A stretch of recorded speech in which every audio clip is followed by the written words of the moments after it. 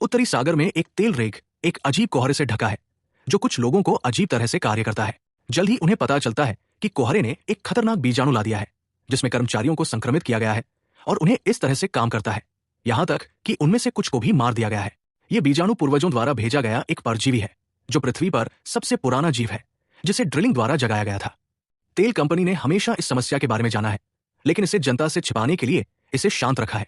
जल्द ही पूर्वज एक पनडुब्बी भूस्खलन का कारण बनता है और पूरी टीम को हेलीकॉप्टरों में खाली करना पड़ता है। रिक को सुनामी द्वारा लाया जाता है, जबकि समूह एक नए स्थान पर उड़ जाता है। वे मुख्य भूमि पर नहीं जा सकते, क्योंकि ये एक लहर से भी टकरा रहा है। एक बार जब वे इसे आर्कटिक में नए रिक के लिए बनाते हैं, तो कर्मचारियों को फुल्मर और कैट को छोड़कर अलगाव में डाल दिया जाता है, जिन्हें मेड बे में भेजा जाता है, क्योंकि वे संक्रमित हो सकते हैं। फुल्मर पूर्वज के बारे में बुरे सपने रखता है और एक मजबूत क्रोध को महसूस कर सकता है, जो पुष्टि कर सकता है कि ये मानवता के खिलाफ बदला लेना चाहता है। अलग थलग बचे लोग समाचार देखते हैं और सीखते हैं कि सुनामी ने पूरे यूरोप के विभिन्न देशों में कई तटीय शहरों को नष्ट कर दिया है। आखिरकार कोके एक बड़ी घोषणा के साथ दिखाई देता है। वे एक हेलीकॉप्टर में घर जा सकते हैं और यहां तक कि 200,000 मुआवजे का पैकेज भी ले सकते हैं, लेकिन वे इस बात पर चर्चा नहीं कर सकते कि वास्तव में रिक पर क्या हुआ था। यदि वे अनुबंध पर हस्ताक्षर नहीं करते हैं, तो उन्हें छोड़ने की अनुमति नहीं है। मैग्नस और रोज को अलगाव से बाहर ले जाया जाता है और उन्हें सूचित किया जाता है कि उन्हें रहना चाहिए, क्योंकि वे अन्य रिक के नेता थे और अब कंपनी उन्हें यहां चाहती है। उस समय सीईओ मॉर्गन आते हैं और बताते हैं कि ये रिक वास्तव में एक खदान है। वे हमेशा सीबेड को खदान करना चाहते थे, लेकिन अब तक उनके पास पर्याप्त तकनीक नहीं थी।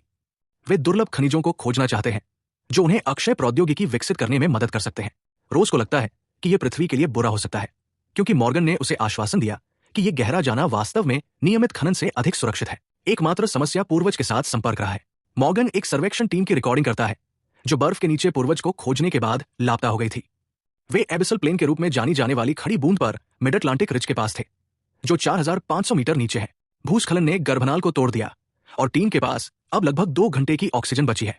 उन्होंने टीम के स्थान को एक विशिष्ट क्षेत्र में सीमित कर दिया है और बचाव के साथ मैग्नस और रोज की मदद चाहते हैं। गुलाब विरोध प्रदर्शन के बाद से कंपनी ने लगभग उन्हें दूसरे रिग में मरने के लिए छोड़ दिया, लेकिन अब वे दावा करते हैं कि उन्हें उनकी आवश्यकता है। इसलिए मॉर्गन ने उसे आश्वासन दिया कि वो सुनामी के बारे में तब तक नहीं जानती जब तक बहुत देर हो चुकी थी। जाहिर तौर पर रोज ने उस पर विश्वास नहीं किया, क्योंकि कोक ने पूर्वज के बारे में जाना था और मॉर्गन बताते हैं कि वो स्वच्छ ऊर्जा को बदलने की कोशिश कर रही है, लेकिन कंपनी बोर्ड से बहुत सारे पुशबैक प्राप्त किए हैं। अर्थ है कि वे उसे कुछ मामलों के बारे में अंधेरे में रख रहे हैं। अगर रोज चाहता है कि चीजें पूर्वजों के साथ काम करें, तो मॉर्गन के साथ सहयोग करना उसका एकमात्र विकल्प है। गुलाब फुल्मर और कैट के बदले में मेडिकल बेस से मुक्त हो जाता है। अलगाव में अधिकांश कर्मचारी अनुबंध पर हस्ताक्षर करते हैं और छोड़ने के लिए जाते हैं।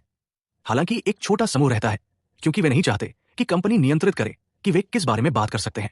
मैग्नस उन्हें सूचित करने के लिए आता है। रोज अब रिक के प्रभारी है और उन्हें बचाव मिशन के लिए भर्ती करते हैं। वे एक अत्याधुनिक भूमिगत सुविधा के लिए एक लिफ्ट लेते हैं और वहां उन्नत उपकरणों से चकित होते हैं। इस बीच मॉर्गन कैट को अनुबंध पर हस्ताक्षर करने के लिए मनाने की कोशिश कर रहा है, ये इंगित करते हुए कि वो गर्भवती होने के दौरान यहां नहीं होना चाहिए और अपनी लापता पत्नी को खोजने में मदद करने का वादा कर रही है। बिल्ली संकोच कर रही है, क्योंकि अनुबंध झूठ से भरा है, जैसे कि वो कह रही है कि घटना के दौरान उसे चोट नहीं लगी। अंत में उसके और विद्रोही हटन दोनों हस्ताक्षर। मॉर्गन उन्हें बाकी बचे लोगों के साथ लाता है, जिन्होंने आखिरकार एक हेलीकॉप्टर में रिक छोड़ने के लिए हस्ताक्षर किए। लापता टीम के पास केवल 1 घंटे 15 मिनट की ऑक्सीजन बची है, इसलिए उन्हें जल्दी करने की जरूरत है। गोता तकनीशियन काइल ने उन्हें चेतावनी दी है कि नीचे का पानी उन्हें ठंडा करने के लिए पर्याप्त ठंडा है। हीथर सुविधा की खोज करता है और एक रहस्यमय प्रयोगशाला पाता है, जहां वह प्रमुख वैज्ञानिक अस्केल से मिलता है। उसके पास सीबेड खनिजों का अध्ययन करने के आदेश है, लेकिन वो पूर्वजों में अधिक रुचि रखता है, जैसा कि उसके नमूना जार द्वारा सिद्ध किया गया है। रोज मिशन पर जाने के लिए ईस्टर और काइल को चुनता है। पुरुषों को रोवर में मिलता है और केवल 50 मिनट के लिए वे खोज शुरू करने की सुविधा छोड़ देते हैं। ये बहुत अंधेरा है और उनकी रोशनी बहुत दूर तक नहीं पहुंचती है, इसलिए वे तेजी से आगे नहीं बढ़ रहे हैं। जब केवल 15 मिनट बचे होते हैं, तो वे अंततः लापता टीम के रोवर के मलबे का पता लगाते हैं, जिसका अर्थ है कि वे सभी मृत हैं। काइल और ईस्टर जांच करना चाहते हैं, लेकिन मैग्नस को लगता है कि ये एक बुरा विचार है, क्योंकि उन पर हमला किया जा सकता है। कोक असहमत है और निकायों को पुनः प्राप्त करना चाहता है, जो एक तर्क को ट्रिगर करता है। उस लड़ाई को नजरअंदाज करते हुए काइल ने अपने दम पर सूट करने और जाने का फैसला किया। वो ये नहीं बता सकता है कि इस तरह की क्षति क्या हो सकती है, लेकिन वो निकायों और मिशन लॉग को ढूंढता है। नियंत्रण कक्ष में टीम चिंतित हो जाती है, क्योंकि कई मिनट बिना किसी खबर के गुजरते हैं, लेकिन काइल और ईस्टर अंततः पुष्टि करते हैं कि उन्होंने सब कुछ इकट्ठा किया है और वापस अपने रास्ते पर है। हीथर और हरीश ने एस्केल की तलाश में उसे केवल ये पता लगाने के लिए खबर दी कि बीजाणु के नमूने पागल हो रहे हैं, जिसका अर्थ है कि पूर्वजों को ट्रिगर करना। दोनों दूसरों को चेतावनी देने के लिए वापस भागते हैं, लेकिन उन्हें गंभीरता से नहीं लिया जाता है। रोवर के पास अचानक बीजाणुओं की प्रवृत्ति दिखाई देती है। ईस्टर तेजी से जाने की कोशिश करता है, लेकिन बीजाणु वाहन को घेर लेते हैं और उस पर हमला करना शुरू कर देते हैं, जिससे कई कार्य विफल हो जाते हैं। जब टीम रोवर को वापस सुविधा में खींचने की कोशिश करती है तो बीजाणु कॉर्ड को डिस्कनेक्ट करते हैं और मशीन को शॉर्ट सर्किट बनाते हैं। बाकी टीम ग्लास को क्रैक करने से ठीक पहले रोवर के साथ विजुअल और कॉम दोनों खो देती है। काइल ईस्टर को आसन डिब्बे में धकेलता है और एक सोनार पल्स को सक्रिय करता है, जो तुरंत बीजाणुओं को डराता है। शोर भी फुलमर के सिर को चोट पहुंचाता है, क्योंकि वो धीरे धीरे पूर्वजों के साथ अधिक हो रहा है और एक दूसरे के लिए एक और दृष्टि चमकती है। अब समूह फिर से रेडियो का उपयोग कर सकता है और पुष्टि कर सकता है कि काइल और ईस्टर ठीक है, लेकिन वे नहीं जानते कि फटा हुआ ग्लास कितने समय तक चलेगा। उनके पास बचाव के लिए एक और रोवर नहीं है, इसलिए कोक ने निष्कर्ष निकाला कि उन्हें अपनी ओर रिक को स्थानांतरित करना होगा। योजना कुछ विस्फोटकों को रखने की है जो बर्फ को तोड़ देंगे और रिक को प्रणोदन का उपयोग करने की अनुमति देंगे। मैग्नस, ब्रेमर और फुलमर शूट करते हैं और विस्फोटक के साथ सुविधा को छोड़ देते हैं। इससे पहले कि कोक बर्फ पर रिक को कम करना शुरू कर दे, तीनों सभी बमों को स्थापित करने और प्रत्येक स्थान को थोड़ा ध्वज के साथ चिन्हित करने के लिए जितनी जल्दी हो सके काम करता है। दुर्भाग्य से बर्फ पर्याप्त स्थिर नहीं है और फुलमर को यह पता चलता है कि यह दरार शुरू हो गया है। वहां कुछ बड़बड़ा और ब्रेमनर लहरों की वजह से चल रहा है, नीचे से बर्फ तोड़ रहे हैं। मैग्नस को ऐसा करने के लिए निर्धारित किया जाता है, इसलिए वो फुलमर के साथ पुनर्मिलन के लिए बर्फ के पार दौड़ता है और जल्दी से स्लाइड करता है।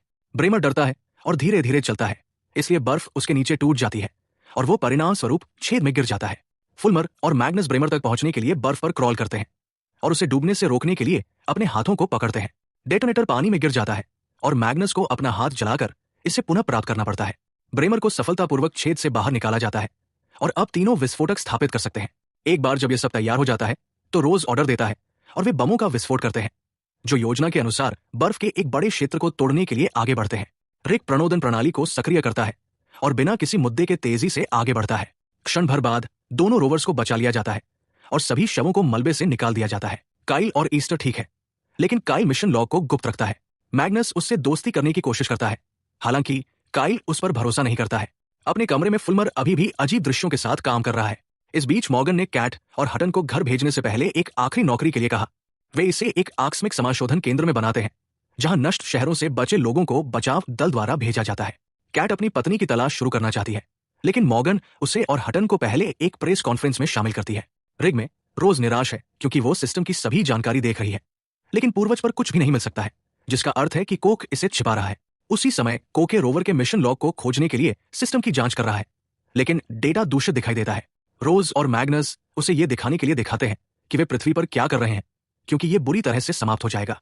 लेकिन कोके को लगता है कि इससे मानवता को जीवित रहने में मदद मिलेगी। उन्हें विचलित करने के लिए वो बताते हैं कि फुलमर अजीब अभिनय कर रहा है, उसे यह स्वीकार करने के लिए मजबूर करता है कि वो अभी भी पूर्वज से जुड़ा हुआ है।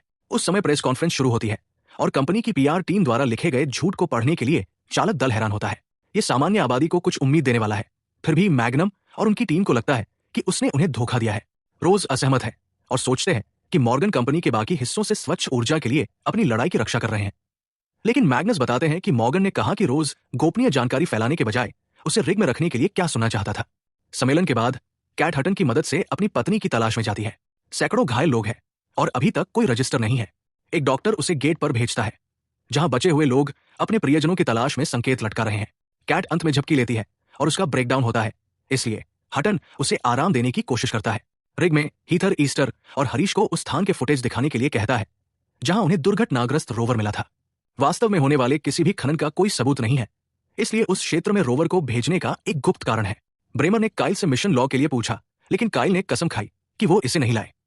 रोज मॉर्गन को बुलाने की कोशिश करता रहता है, लेकिन सीईओ उसकी कॉल को नजरअंदाज कर रहा है। जब फुलमर उस पर जांच करता है तो वो अपना कनेक्शन छिपाने के लिए उस पर झपकी लेता है। एक तर्क जारी है और रोज फुलमर को दूर भेजता है। हीथर ने मैग्नस को उसकी खोज की सूचना देने के लिए बुलाया और उसने अपनी टीम को आदेश दिया कि वो सभी कर्मचारियों को एक गंभीर बात करने के लिए ढूंढे। काइल इस पर काबू पा लेता है और तुरंत छिप जाता है। जब हीथर इसे एस्केल की तलाश में लैब में ले जाता है तो वो कोक को चालक दल के साथ बातचीत करने के लिए डांटता हुआ पाता है। वो उन्हें बाधित करती है, लेकिन कोके उसे सुनने से इनकार कर देती है और बंद कर देती है। बाद में एस्केल अधिक विवरण साझा करने के लिए सभी को अपनी प्रयोगशाला में लाता है।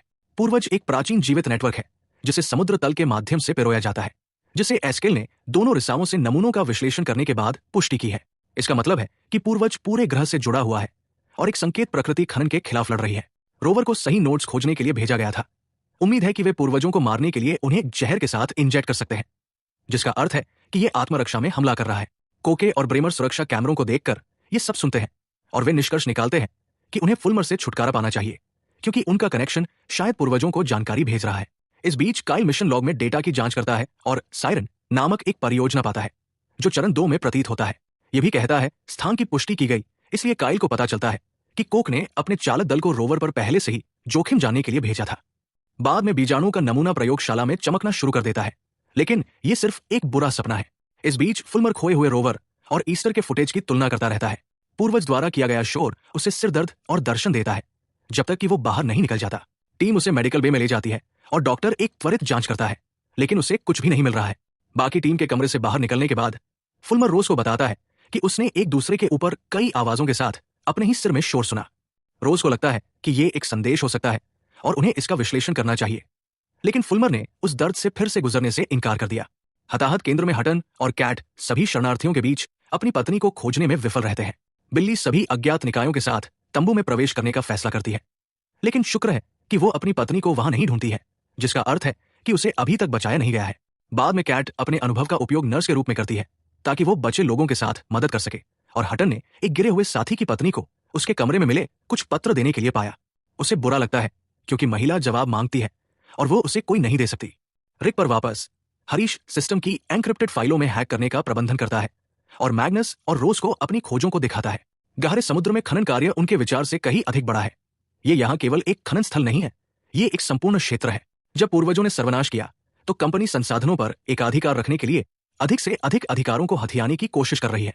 रोज को अभी भी लगता है कि मॉर्गन इसे रोकने की कोशिश कर रहा है, लेकिन मैग्नस और हरीश को लगता है कि वो अंधा है। उसी समय मॉर्गन कंपनी के निवेशकों में से एक डारियन से मिलता है। वो उसे चेतावनी देता है कि बोर्ड देख रहा है, इसलिए उसे और अधिक सावधान रहने की जरूरत है और सुनिश्चित करें कि कोई और जटिलता नहीं होगी। ये पुष्टि करता है कि वो साजिश का हिस्सा है, हालांकि वो आर्टिक योजना के बारे में सावधान है। कोके मेड बे में फुलमर का दौरा करते हैं और उन्हें उन सभी कर्मचारियों के बारे में बताते हैं जो उन्होंने पहली बार पूर्वज का सामना करने पर खो दिए थे। उनका मानना है कि वो पहले हमले के बाद से काम कर रहे सीरम के साथ जीव को फुलमर से बाहर निकाल सकते हैं। कोक ये भी बताता है कि फुलमर का कनेक्शन उसे हर मिशन के लिए जोखिम बनाता है। ब्रेमर लॉ के लिए काइल की चीजों को खोज रहा है और ईस्टर द्वारा रंगे हाथों पकड़ा गया है। एक उग्र ब्रेमर पूछता है कि काइल कहाँ है, लेकिन ईस्टर जवाब देने से इनकार कर देता है, इसलिए वह चला जाता है। फिर ब्रेमर ने कोके को अपनी विफलता के बारे में बताया, इसलिए कोके फुलमर को एक सौदा प्रदान करता है। यदि वो काइल से लॉक चुराता है तो उसे दवा मिलेगी। उसी समय ईस्टर ने काइल को ब्रेमर के बारे में बताने के लिए पाया। बदले में काइल ने उसे खोए हुए भाई के बारे में बताया और चालक दल को उनकी मौत के लिए भेजने के लिए उसे कितना गुस्सा आया। अपने रास्ते पर ईस्टर फुलमर में वापस आ गया और जब से उसे अपने दोस्त पर शक नहीं हुआ, वो उसे बताता है कि काइल कहाँ है। हालांकि काइल तुरंत बता सकता है कि फुलमर लॉक चाहता है और इसे नष्ट करने की धमकी देता है। फुलमर ने वादा किया कि वो केवल कोक को नीचे लाने के लिए लॉक चाहता है और काइल उसे देने का फैसला करता है। अपने रास्ते पर काइल को ब्रेमर द्वारा कूद दिया जाता है, जो उसे घुटकर मारने की कोशिश करता है। कोक इसके लिए कैमरों को बंद कर देता है। कुछ संघर्ष के बाद काइल बाहर निकल गया, लेकिन वो केवल एक व्याकुलता के रूप में जाग रहा है। वो ब्रेमर को 1-2 बार मारता है और कमरे को छोड़ देता है। ब्रेमर को अंदर बंद करने के लिए ताला तोड़ देता है।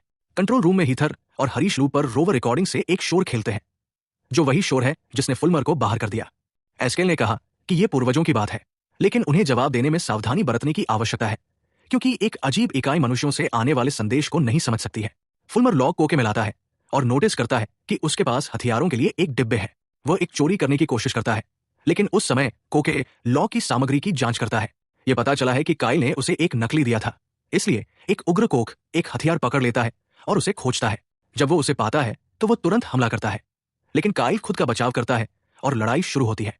पहले तो ऐसा लग रहा है कि काइल का ऊपरी हाथ है, लेकिन कोक उस पर काबू पाने का प्रबंधन करता है और उसे घुटना शुरू करने के लिए फर्श पर फेंक देता है। जबकि फुलमर सुरक्षा कैमरों पर लड़ाई देखता है, काइल ने कोके को धक्का दिया और अपनी बाह को पटकने के लिए चाकू निकाल लिया। उस समय हरीश कमरे में प्रवेश करता है और कोके विचलित हो जाता है, इसलिए काइल ने अपनी गर्दन पर वार किया। एक मरता हुआ कोक ठोकर खाता है और ठंड के पानी में गिर जाता है। बाद में टीम के बाकी खिलाड़ी काइल को बांध लेते हैं। मैग्नस और रोज ने उनसे स्पष्टीकरण मांगा, लेकिन काइल ने बात करने से इनकार कर दिया। फिर दोनों ने ब्रेमर से पूछताछ की, जो लड़ाई के फुटेज देख रहा है। वे पूछते हैं कि उन्हें उसे एक बंद कमरे से क्यों मुक्त करना पड़ा। इसलिए ब्रेमर ने उन्हें बताया कि उसने केवल काइल से बात करने की कोशिश की, लेकिन वो आदमी आक्रामक हो गया। वो उन्हें यह भी बताता है कि फुलमर ने कोके के साथ एक सौदा किया था, लेकिन विस्तृत करने से इनकार कर दिया। गुलाब तुरंत फुलमर को खोजने के लिए जाता है और जब वो सीरम के बारे में सुनता है तो क्रोधित हो जाता है। वो सोचती है कि फुलमर एकमात्र मौका है जब उन्हें पूर्वज के साथ संवाद करना पड़ता है, लेकिन वो बताती है कि वो लगातार दर्द में है और लिंक उसे मार सकता है। फुलमर का यह भी कहना है कि अंत में उन्होंने सीरम को नहीं पकड़ा और उनकी योजना रोज को लॉग में लाने की थी, क्योंकि ये माना जाता है कि पूर्वज को खोजने के लिए स्थान है। वो रोज से थक जाता है, हमेशा उस पर तड़क जाता है, इसलिए वो उसके साथ टूट जाता है। मैग्नस ने मॉर्गन को हत्या की सूचना देने के लिए बुलाया और उसने उसे निर्देशों का इंतजार करने के लिए कहा, क्योंकि उसे अधिकारियों से निपटना है। जबकि रोज मैग्नस को लॉ के बारे में बताने के लिए आता है, ब्रेमर ने डारियन को कोके की हत्या के बारे में सूचित करने के लिए बुलाया। डारियन तुरंत मॉर्गन को देखने जाता है, उसे चौंकाने वाला जब वो प्रकट करता है कि वो जानता है और बोर्ड को नहीं बताने के लिए उसे डांट रहा है। वो प्रेस से पहले इसे बंद करना चाहता है और अधिकारी इसके बारे में सीखते हैं, इसे गुप्त रखना चाहते हैं और जांच से बचना चाहते हैं। हताहत केंद्र में कैट आने वाले बचे लोगों के साथ डॉक्टरों की मदद करना जारी रखती है, लेकिन वो एक बचाव दल से सुनने के लिए तबाह हो गई कि वे जल्द ही खोज करना बंद कर देंगे, क्योंकि सभी अस्पताल क्षमता में है और कोई संसाधन नहीं है। हटन ने उसे एक और ब्रेकडाउन के माध्यम से आराम दिया और उन्हें एहसास हुआ कि उन्हें कंपनी की सुरक्षा बंद करने की आवश्यकता है। वे पत्रकार एम्मा से बात करते हैं और उसे पूरी सच्चाई बताते हैं। एम्मा उन पर विश्वास करती है और कहानी को कवर करना चाहती है, लेकिन उन्हें पहले कुछ सबूत खोजने की जरूरत है। जबकि एस्केल सिग्नल का विश्लेषण करता रहता है, मैग्नस काइल से फिर से पूछताछ करता है। एक उग्र काइल ने शेखी शुरू कर दी, ये समझाते हुए कि कोके ने अपनी योजना के लिए बहुत से लोगों की बलि दी और अधिक बलिदान करने के लिए तैयार था, इसलिए उसने अधिक मौत से बचने के लिए उसे मार डाला। सुनामी कोक की गलती थी और उस लॉ की जानकारी और भी अधिक आपदाओं का कारण बन सकती है। हालांकि मैग्नस अभी भी संदेह में है। बाद में मैग्नस रोज और ब्रेमर के साथ मॉर्गन से कॉल लेने के लिए कार्यालय लौटता है, जो उन्हें बताता है कि एक हेलीकॉप्टर शरीर को उठाएगा और इस पर अब चर्चा नहीं की जाएगी। वो इसे स्थिति और कार्यस्थल दुर्घटना कहती है, जो रोज को क्रोधित करती है। मॉर्गन उसकी उपेक्षा करता है और लटक जाता है। रोज और मैग्नस अंत में स्वीकार करते हैं कि मॉर्गन उनके खिलाफ है और ब्रेमर को कॉम्स को अनलॉक करने के लिए कहते हैं, क्योंकि उन्हें बाहरी लोगों को कॉल करने से रोकने के लिए बंद कर दिया गया है। हालांकि ब्रेमर ने मना कर दिया, ये कहते हुए कि उन्हें डर है कि कंपनी उनके साथ क्या करेगी। फिर रोज फुलमर को माफी मांगने और उसकी मदद मांगने के लिए जाता है, लेकिन वो उसे भी ठुकरा देता है। मैग्नस ईस्टर से बात करता है, उसे काइल के बारे में कुछ भी साझा करने के लिए भीख मांगता है। बाद में कुछ चालक दल बाहर चैटिंग कर रहे हैं और बर्फ से खून बह रहा है, ये पता लगाने के लिए अचानक भयभीत है। मैग्नस को बुलाया जाता है और अस्केल बताते हैं कि रिक की गति ने बर्फ में दबाव की लकीरें पैदा की है, जो छिपे हुए हिस्सों को उजागर करती है। इस क्षेत्र में कोई प्रदूषण नहीं है, इसलिए यदि ये पूर्वज है और यदि वो जांच कर सकता है तो अस्केल आश्चर्य करता है। मैग्नस बर्फीले तूफान के कारण नहीं कहता है, लेकिन रोज सहमत है कि ये जवाब पाने का उनका एकमात्र मौका हो सकता है। अधिक लोगों को खतरे में डालने के लिए रोज को डांटने के बाद मैग्नस ने काइल को मुक्त कर दिया, क्योंकि ईस्टर ने उसे अपने परिवार के बारे में बताया था। मैग्नस ने उसे यह भी बताया कि कंपनी ने उसे गिरफ्तार नहीं किया है, इसलिए काइल को बुद्धिमानी से चुनना चाहिए। वह या तो गुप्त रह सकता है या लॉग को साझा कर सकता है, ताकि वे सभी कंपनी को एक साथ ला सकें। इस बीच डारियन ने मॉर्गन को सूचित किया कि बोर्ड उसके बिना मिला है और उन्होंने फैसला किया है कि जब वो संकट खत्म हो जाएगा तो वो पद छोड़ देगी। डारियन परिचालन कर्तव्यों पर ले जाएगा, जिसमें मॉर्गन को आर्कटिक के लिए सुरक्षित करने में कामयाब होने वाले सौदे को अंतिम रूप देना शामिल है। मॉर्गन ने सभी सूचनाओं के साथ सार्वजनिक रूप से जाने की धमकी दी, लेकिन डारियन बताते हैं कि कंपनी उनके करियर को नष्ट कर देगी और उन्हें फिर कभी काम नहीं मिलेगा। रिग में मैग्नस को नियंत्रण कक्ष में बुलाया जाता है, क्योंकि अस्केल अजीब बर्फ की जांच करने के लिए बाहर गया है। मैग्नस उसे वापस आने के लिए कहने के लिए रेडियो का उपयोग करता है, लेकिन जब से अस्केल उसे अनदेखा करता है, उसे खुद को बचाना होगा। हीथ स्वयं सेवकों को भालू से बचाने के लिए साथ आने के लिए, क्योंकि वो एक अच्छा शूटर है, वे एक कार में छोड़ देते हैं और मार्गदर्शन के लिए एक डिजिटल कंपास का उपयोग करते हैं, क्योंकि दृश्यता तूफान के कारण भयानक है। हीदर अभी भी नोटिस करता है कि बर्फ में दरारें बड़ी हो रही हैं। इस बीच फुलमर ब्रेमर से बात करता है और उसे बताता है कि उसने सीरम ले लिया है, इसलिए वो अब पूर्वजों को महसूस नहीं कर सकता है। वो बाहर चाहता है और एक सौदा करने के लिए तैयार है, लेकिन ब्रेमर को इसके बारे में सोचने के लिए कुछ समय चाहिए। मिनटों के बाद ब्रेमर को डारियन का फोन आता है, जो उसे उसके लिए काम करने के लिए कहता है और एक अच्छे इनाम और सुरक्षा का वादा करता है। बाहर टीम ने अस्केल को एक तंबू में नमूने लेने और एक छोटी मशीन पर परीक्षण चलाने का पता लगाया। ये क्षेत्र प्रदूषित नहीं माना जाता है, लेकिन परीक्षण के परिणाम वैसे भी इसका प्रमाण पाते हैं, जिसका अर्थ है कि ड्रिलिंग परियोजना के कारण ये हुआ। यदि वे इसे जल्द ही बंद नहीं करते हैं तो ये दुनिया के सभी महासागरों में फैल जाएगा। तूफान खराब हो रहा है और बर्फ अस्थिर हो रही है, इसलिए समूह एस्केल को वापस जाने के लिए मना लेता है। वे कार में बैठते हैं और अब यह देखना और भी कठिन है। कंपास का उल्लेख नहीं करना काम करना बंद कर दिया है। जब वे जीपीएस की कोशिश करते हैं तो ये काम नहीं कर रहा है। कार समाप्त हो रही है, इसलिए वे रिक को बुलाते हैं और टीम उनके लिए रोशनी चालू करती है, लेकिन वे एक बर्फीले तूफान के दौरान दूर से देखने के लिए पर्याप्त मजबूत नहीं है। लैब में रोज ने उत्तेजित होने के लिए शुरू होने वाले बीजाणुओं को नोटिस किया इसलिए वो कॉम्स रूम में वापस चली गई और उन्हें बताया कि पूर्वज हमला करने वाला है। उस समय वे बीजाणुओं को पास आते हुए देख सकते हैं और उनके नीचे दरार पड़ सकती है। कार उन्हें खोने की कोशिश करने के लिए गति करती है और मैग्नस को कार को अपने चारों ओर दिखाई देने वाली दरारों से दूर करने के लिए कुछ पागल चालों को खींचना पड़ता है। ये सब चलती उन्हें अंत में रिग लाइट खोजने की अनुमति देती है, लेकिन जब कार उस दिशा में मुड़ती है तो बर्फ का एक बड़ा टुकड़ा उगता है और उनके रास्ते को अवरुद्ध करता है। शुक्र है कि मैग्नस कार को समय से पहले ही रोक देता है। वे बीजाणुओं को बर्फ के नीचे इकट्ठा होते हुए देख सकते हैं, इसलिए एस्केल कार को छोड़ देता है और पूर्वजों के संकेत को खेलते हुए अपने हेडफोन को पानी में डुबो देता है।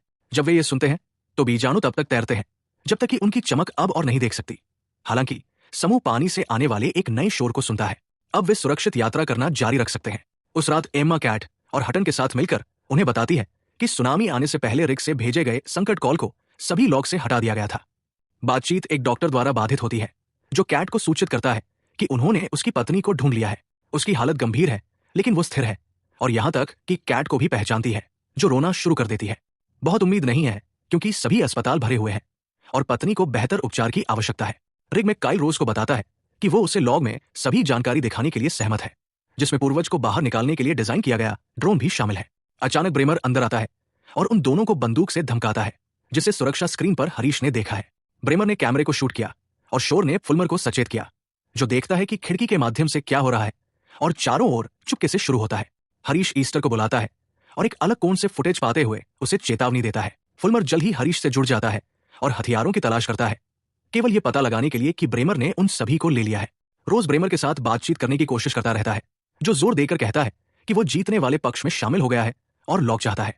उसी समय डारियन ने बिना किसी लाभ के उससे संपर्क करने की कोशिश की और मॉर्गन ने सिस्टम से निरस्त की गई अपनी सभी अनुमतियां ढूंढ ली। अचानक हटन ने कमरे में तूफान ला दिया और मॉर्गन तक पहुंचने के लिए डारियन को धक्का दे दिया, संकट कॉल को हटाने के लिए उसका अपमान किया और उसे अपने कार्यों के परिणामों को देखने के लिए टेंट की जांच करने के लिए कहा। मॉर्गन ठीक वैसा ही करता है और हर कोई खराब स्थिति को नोटिस करता है, इसलिए वो मदद पाने के लिए कुछ कॉल करता है। कैट की पत्नी की मदद करने के लिए कुछ ही घंटों में अधिक डॉक्टर दवा लेकर आते हैं। अभी भी दोषी महसूस करते हुए मॉर्गन ने कंपनी को उकसाने के लिए सबूत के साथ कैट को एक यूएसबी ड्राइव दिया। अब उसे एक हेलीकॉप्टर में छोड़ना पड़ता है, इससे पहले कि डारियन उसे पकड़ता है और हटन उसके साथ जाता है। जल्द ही मैग्नस और उनकी टीम रिग पर पहुंची और ईस्टर ने उन्हें बताया कि क्या हो रहा है। जब वे एक योजना के बारे में सोचने की कोशिश करते हैं तो ब्रेमर रोज को शूट करने के लिए तैयार हो जाता है, इसलिए काइल आखिरकार उसे लैब में स्पॉट दिखाने के लिए सहमत हो जाता है जहां उसने लॉग छिपाया था। ब्रेमर को संदेह है, इसलिए वो वक्ताओं का उपयोग करके पूरे चालक दल को उपमॉड्यूल को खाली करने के लिए कहता है। जबकि लोग घूमते हैं, मैग्नस भीड़ के पीछे छिपने का मौका देता है और हीथर की बंदूक के साथ चारों ओर चुपके करता है। वो इसे सुरक्षा कक्ष में बनाता है और फुलमर के साथ एक योजना बनाता है। वे एक साथ चलते हैं, जबकि हरीश कैमरों को देखकर उन्हें स्थान पर अपडेट करता है। मेड बे में अस्केल और हीथर बीजाणु के साथ प्रयोग कर रहे हैं, जो कुछ भी हो रहा है उससे अनजान है। एस्केल नमूनों के जार के अंदर एक माइक्रोफोन डालता है और सिग्नल बजाता है, जिसके कारण वे बहुत विशिष्ट पैटर्न में चले जाते हैं। बीजाणु दर्द में दिखाई देते हैं, इसलिए वे संकेत को समाप्त करते हैं कि ये क्रोध नहीं है, ये मदद के लिए रोना है।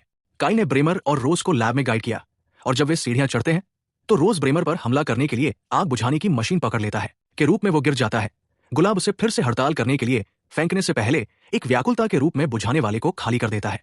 फिर वो बाढ़ के अलार्म को सक्रिय करती है और काइल के साथ भाग जाती है। ये आपातकालीन प्रणाली मैग्नस और फुलमर को एक अलग स्तर पर छोड़कर सभी दरवाजों को बंद कर देती है। कैमरों का उपयोग करते हुए हरीश उन्हें एक अलग गलियारे के बारे में बताता है जिसका वे उपयोग कर सकते हैं। ब्रेमर जल्दी से ठीक होने का प्रबंधन करता है और बंद होने से पहले सीढ़ियों से दरवाजा पार करता है। रोज और काइल अब लैब में फंस गए हैं और काइल ने स्वीकार किया कि उसने लॉ के बारे में झूठ बोला था। ये वास्तव में अयस्क प्रसंस्करण कक्ष में है। ब्रेमर एक पावर बॉक्स पाता है और आपातकालीन प्रोटोकॉल को छोड़कर पूरी सुविधा में ऊर्जा काट देता है। फुलमर एक दरवाजे के पास कुछ तारों को काटता है और इसे खोलने का प्रबंधन करता है, इसलिए अब वो और मैग्नस चलते रह सकते हैं।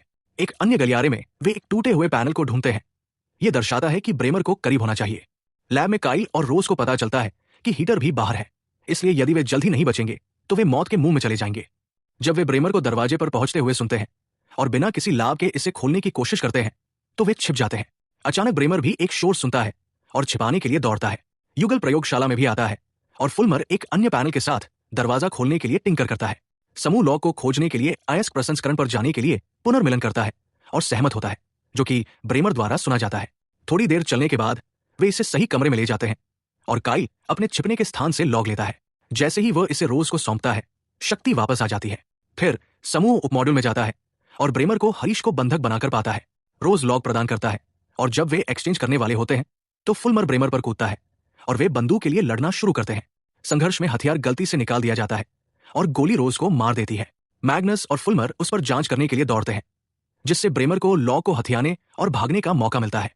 काइल मदद पाने के लिए दौड़ता है, लेकिन बहुत देर हो चुकी है। गुलाब फुलमर की बाहों में बह गया। हालांकि उनके आश्चर्य के लिए गोली ध्वस्त होना शुरू हो जाती है और घाव बंद हो जाता है, क्योंकि उसके पास पूर्वजों के दिल की दृष्टि है। जब वो उठती है तो फुलमर को पता चलता है कि वो खुद को बीजाणु से संक्रमित कर रही है। क्षण भर बाद ब्रेमर ने डारियन से संपर्क किया कि वो उसे बताए कि उसके पास लॉग है, और डारियन ने बोर्ड को सूचित किया कि वे जल्द ही प्रोजेक्ट साइरन 2 लॉन्च कर सकते हैं। रोज को मेड बे में ले जाया जाता है और वो फुलमर को समझाती है कि वो अब पूरी तरह से समझती है। पूर्वजों ने अतीत के बड़े पैमाने पर विलुप्त होने का कारण नहीं बनाया जैसा कि उन्होंने सोचा था। ये वास्तव में एक त्रासदी के बाद जीवन को पुनर्जीवित करने की अनुमति देता है। यदि कंपनी अपने दिल को नष्ट कर देती है तो ये जीवन के अंत के बराबर होगा, जैसा कि वे जानते हैं। इस बीच कैट एम्मा को यूएसबी ड्राइव देती है और वे एक साथ सामग्री की जांच करते हैं। वे मॉर्गन से एक वीडियो पाते हैं जो कंपनी द्वारा की गई सभी चीजों को स्वीकार करता है। जल्द ही वीडियो हर चैनल पर दिखाई देता है और डारियन को बोर्ड से एक भयावह कॉल प्राप्त होता है। रिपोर्टर हर जगह उसका पीछा करना शुरू कर देते हैं और बोर्ड का एक संदेश उसे बताता है कि यदि वो स्थिति को ठीक नहीं करता है तो सौदा बंद हो जाता है। रिग में मैग्नस ब्रेमर की खोज करता है और उसे खोजने में विफल रहता है, इसलिए वो समाचार देखने के लिए अपनी टीम में वापस चला जाता है। उस समय एक हेलीकॉप्टर हटन और मॉर्गन को लेकर आता है। वो स्वीकार करती है कि उसने पहले रिग से संकट कॉल को अवरुद्ध कर दिया था, लेकिन तब उसे पता नहीं था कि कोक वास्तव में क्या योजना बना रहा था और अब उसे उसकी मदद करने का पछतावा है। मॉर्गन की योजना आर्कटिक पर अधिकारों को जीतने और कंपनी को उनका उपयोग करने से रोकने के लिए उन पर बैठने की थी। वो उन्हें डारियन और बोर्ड के सभी सदस्यों के बारे में बताती है, ये इंगित करते हुए कि अगर उन्होंने शुरुआत से ही पूर्वजों के बारे में जनता को बताया तो कंपनी ने इसे दुश्मन की तरह बना दिया। बोर्ड में एक ड्रोन है जिसे हर जगह से लॉन्च किया जा सकता है, इसलिए यदि ब्रेमर उन्हें पूर्वजों के दिल के स्थान के साथ लॉक देता है तो कोई उम्मीद नहीं है। कंपनी द्वारा किए गए सभी कामों के लिए मॉर्गन को दोषी ठहराने के लिए समाचार पर दिखाई देने वाले डारियन द्वारा बातचीत बाधित होती है, ये दावा करते हुए कि बोर्ड को इसके बारे में पता नहीं था। रोज ने ये लड़ने का केवल एक ही तरीका निकाला है, उन्हें दिल से जाना चाहिए और अपनी सहानुभूति हासिल करने के लिए इसे आम जनता को दिखाना चाहिए। यदि ये काम करता है तो समाज पूर्वजों की रक्षा करना और कंपनी को रोकना चाहेगा। टीम आगे बढ़ने के बारे में चर्चा करने के लिए इकट्ठा होती है। काइल को दिल का स्थान याद है, लेकिन जब ब्रेमर ने बिजली काट दी तो उन्होंने नेविगेशन प्रणाली को नष्ट कर दिया ताकि रिग उस तक न पहुंच सके। हालांकि गुलाब बताते हैं कि रोवर को उस तक पहुंचने में सक्षम होना चाहिए, इसलिए काइल और हटोन इसे ठीक करने पर काम करना शुरू करने के लिए सहमत है, जबकि एस्केल इसे सुरक्षा के रूप में उपयोग करने के लिए सिग्नल को फिर से शुरू करने का एक तरीका खोज लेगा। जबकि पूरा दल एक साथ कड़ी मेहनत करता है, फुलमर अपना समर्थन व्यक्त करता है और रोज को बताता है कि वह भी आएगा। एक बार रोवर तैयार हो जाने के बाद रोज और फुलमर नीचे जाते हैं और उन्हें बहुत धीरे धीरे ड्राइव करना पड़ता है, क्योंकि ये उनके आसपास बहुत अंधेरा है। इस बीच मैग्नस ब्रेमर के बारे में चिंतित है और आश्चर्य करता है कि क्या वो जहर को शूट करने के लिए दिल खोजने के लिए इंतजार कर रहा है, इसलिए वो फिर से उसकी तलाश में जाता है। एक अन्य कमरे में ब्रेमर जहर तैयार कर रहा है और ड्रोन का मार्गदर्शन करने के लिए लॉग से नक्शे का अनुसरण करता है। वो डारियन को एक पाठ भेजता है ताकि वह ड्रोन का भी पालन कर सके।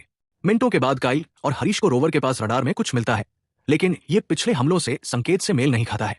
मॉर्गन को पता चलता है कि ये ब्रेमर द्वारा भेजा गया ड्रोन है और रोज को चेतावनी देता है, जो रोवर को अधिक बिजली की खपत होने पर भी तेजी से जाने के लिए मजबूर करता है। ड्रोन उनका पीछा करना जारी रखता है और रोज को पता चलता है कि सिग्नल भी इसे बचा रहा है, इसलिए वो इसे बंद कर देती है। ब्रेमर दिल का ट्रैक खो देता है, लेकिन ये योजना को खत्म करने के लिए बेताब है और ड्रोन को वैसे भी जहर की गोली मारता है। उस समय मैग्नस उसे ढूंढता है और इससे पहले कि ब्रेमर अपनी बंदूक पकड़ सकता है, वो उसे नीचे लाने के लिए उसे कंधे में गोली मारता है। फिर मैग्नस कंप्यूटर की जांच करता है और पता चलता है कि जहर पहले ही शूट किया जा चुका है। डारियन एक ही चीज देखता है और बोर्ड के साथ अपना सौदा बंद कर देता है। पानी के नीचे फुलमर और रोज दर्द में रोते हुए पूर्वजों को सुनते हैं ताकि वे रोवर को रोक दे। मैग्नस से अपडेट मिलने के बाद मॉर्गन उन्हें बुरी खबर देने के लिए कहता है और उन्हें वापस जाने के लिए कहता है। गुलाब ने हार मानने से इनकार कर दिया, भले ही रोवर में केवल 50% शक्ति बची हो, जिसका अर्थ है कि वे वापस नहीं लौट पाएंगे। वो बताती है कि पूर्वज की मदद नहीं करने का मतलब वैसे भी मानवता के लिए मौत होगी, इसलिए फुलमर रेडियो बंद कर देता है और मदद करने के लिए सहमत हो जाता है। रिग में मैग्नस अपनी टीम को शक्ति को फिर से चलाने के लिए सभी 11 आवश्यक प्रणालियों को बंद करने के लिए कहता है। जोड़ी रोवर को वापस चालू करती है और तब तक आगे बढ़ती रहती है जब तक कि उन्हें एक चट्टान नहीं मिल जाती। फुलमर को लगता है कि यह खत्म हो गया है, लेकिन रोज ने सीबेड पर कुछ अजीब जड़ों को नोटिस किया और जांच करने के लिए सूट करने का फैसला किया। जब वो काफी करीब हो जाती है तो वो एक चट्टान उठाती है जो तुरंत बिखर जाती है। फिर वो जड़ों को छूती है और पूर्वज को याद दिलाती है कि अगर वह उसे ठीक कर सकती है तो वो खुद को भी ठीक कर सकती है। जड़ें चमकने लगती हैं और चट्टान के बीच में खड़े दिल को प्रकट करती है। ये बहुत लंबा है और इसकी मिलियन जड़ें हर दिशा में फैली हुई है। अचानक क्षेत्र अंधेरा हो जाता है और फुलमर याद दिलाता है कि रोवर लगभग सतह से बाहर है, लेकिन रोज का कहना है कि ये अभी तक खत्म नहीं हुआ है। जहर से खुद को ठीक करने के बाद पूर्वज पहले से कहीं अधिक उज्जवल चमकने लगता है। प्रकाश जमे हुए सतह तक पहुंचता है और जल्द ही दुनिया भर के सभी महासागर एक ही घटना दिखाते हैं। हर चैनल चमकते समुद्रों को प्रसारित करता है और समाज आखिरकार सच्चाई देख सकता है। कुछ ही घंटों में डारियन को सूचनाओं का एक समूह प्राप्त होता है जिसमें कहा जाता है कि सरकार कंपनी की जांच करेगी कि तेल की कीमतें कम हो रही हैं और ये कि आर्कटिक ऊर्जा स्टॉक रद्द कर दिया गया है। वो अपने श्रेष्ठ से एक कॉल भी प्राप्त करता है जो उसे भयभीत करता है। बाद में रोज फुलमर के साथ अंत की प्रतीक्षा करने के लिए रोवर में लौटता है क्योंकि केवल 1% बैटरी बची है। बिजली बाहर चला जाता है के रूप में युगल, सामंजस्य और चुंबन। अचानक पास में एक प्रकाश दिखाई देता है और उन्हें एहसास होता है कि मैग्नस ने उन्हें बचाने के लिए फिर से शक्ति के साथ रिक को स्थानांतरित कर दिया है। सुबह में मॉर्गन ने चालक दल को बताया कि यह खत्म नहीं हुआ है क्योंकि कंपनी के पीछे के शक्तिशाली लोग बदला लेना चाहते हैं। हालांकि चालक दल उनके बाद आने वाली किसी भी चीज से लड़ने के लिए तैयार है। आकाश में एक रहस्यमय उपग्रह अपना स्थान पाता है